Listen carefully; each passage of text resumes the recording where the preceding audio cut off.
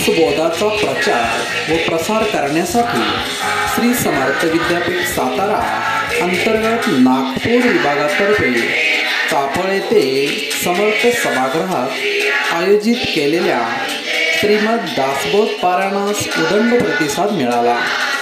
Doctor Pragya Pustakar यांनी 1998 पासून सुरू केलेला हा उपक्रम आजही अविरतपणे सुरू आहे। या दासबोध पारायणास नागपूर, गोंदिया, भंडारा, नाशिक व पुणे येथील समर्थ भक्तांनी सहभाग घेतला होता।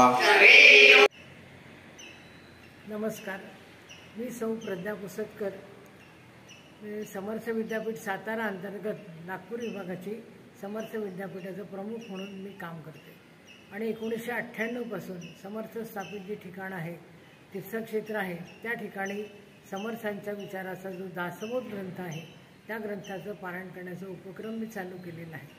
आणि यासाठी अनेक 40-50 अशा महिला पुरुष यांना घेऊन श्री क्षेत्र चाफळ, शिवथरगड, सज्जनगड, मिरज, नंतर टाकळी, भंडारा, नागपूर अशा विविध ठिकाणी आम्ही हे दासबोध पारायणाचे उपक्रम करीत असतो।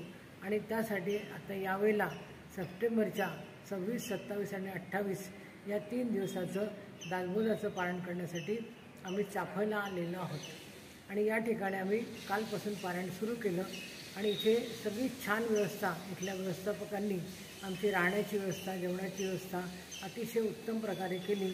आणि इथे नागपूर, भंडारा, गोंदिया, नाशिक आणि पुणे असे एकूण आम्ही 26 जण या ठिकाणी पारायण करण्यासाठी इथे उपस्थित झालेलो आहोत आणि याचा पारायण सोहळ्याचा आनंद आम्ही द्विगुणित करीत आहोत।